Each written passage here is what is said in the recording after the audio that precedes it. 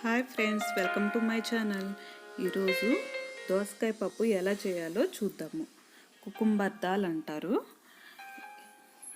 ఇది yellow colour దోసకాయ, రౌండ్గా ఉంటుంది. ఎక్కువగా ఏపీ సైడ్ దొరుకుతుంది. కర్ణాటక సైడ్ కొంచెం తక్కువ, ఈ మధ్య వస్తుంది. అది తీసుకున్నాము. ఒక రౌండ్గా ఉన్న ఎల్లో కలర్ దోసకాయ తీసుకోవాలి. అది పీల్ తీసి టేస్ట్ చూడాలి, అది చేదుగా ఉందా, తీపిగా ఉందా, పుల్లగా ఉందా చూసి ఇట్లాగా పీసెస్ లాగా కట్ చేసుకోవాలి.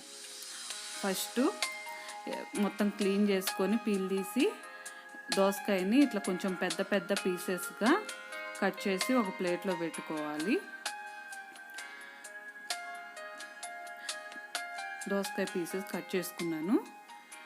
తర్వాత ఒక 2 గ్రీన్ చిల్లీ ఇట్లా కొంచెం చిన్నగా కట్ చేసుకొని పెట్టుకోవాలి. 2 టమాటాస్, కొంచెం చింతపండు తీసుకొని, తర్వాత ఈ కప్పుతో 2 కప్స్ తూర్ దాల్ కందిపప్పు తీసుకొని శుభ్రంగా వాష్ చేసి 2 టైమ్స్ క్లీన్ చేసి కుక్కర్లో పెట్టుకొని అందులో తగినంత వాటర్ 2 గ్లాసెస్ వాటర్ వేసుకొని, తర్వాత 1 స్పూన్ సాల్ట్, 1/2 స్పూన్ పసుపు వేసుకొని, ఈ తర్వాత ఈ దోసకాయ, చింతపండు, టమాటో, పచ్చిమిర్చి కట్ చేసి పెట్టుకున్నవన్నీ ఒకసారి ఫస్టే కుక్కర్లో వేయాలి. చింతపండు కూడా మొత్తం వేయాలి. వేసి కారం కావాలంటే ఇప్పుడు వేసుకోవచ్చు, లేదంటే బాయిల్ అయిన తర్వాత అయినా వేసుకోవచ్చు. నేను ఫస్టే వేస్తాను. 2 స్పూన్స్ ఎవరి కారానికి తగ్గట్టు, టేస్ట్కి తగ్గట్టు వాళ్ళు 2 స్పూన్స్ 3 స్పూన్స్ వేసుకొని విజిల్ పెట్టుకొని కుక్కర్ పెట్టుకోవాలి. మీడియం ఫ్లేమ్లో 3 విజిల్స్ వచ్చే వరకు బాయిల్ చేసుకోవాలి. ఇట్లా విజిల్ వచ్చేలోగా పోపుకి కావాల్సిన సామాన్లు రెడీ చేసుకోవాలి. కరివేపాకు 2 రెమ్మలు, 4 గార్లిక్, 1 ఆనియన్ కట్ చేసి పెట్టుకోవాలి. 2 రెడ్ చిల్లీ, కొంచెం ఇంగువ కావాలి. ఫస్ట్ బాయిల్ చేసుకున్నాక ఇలా అవుద్ది. దించేసి కుక్కరు సపరేట్ చేసుకోవాలి. పెద్ద కట్ చేసుకున్నాం కదా దోసకాయ, అది ఒక గిన్నెలోకి తీసుకొని, ఎక్స్ట్రా వాటర్ ఉంటే అది కూడా ఒక గిన్నెలోకి తీసుకొని సపరేట్ చేసుకొని పెట్టుకోవాలి.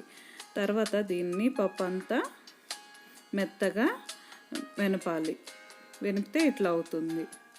ఇదిగో సపరేట్ చేసుకున్న వాటరు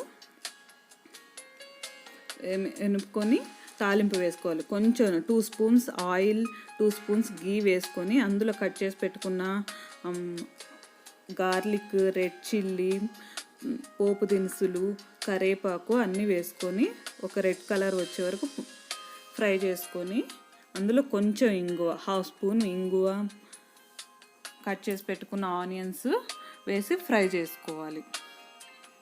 కొంచెం కరివేపాకు అన్నీ ఫ్రై అవ్వాలి. ఒక చిన్న బాండి పెట్టాను, అందులో ఫ్రై చేసుకుంటాను.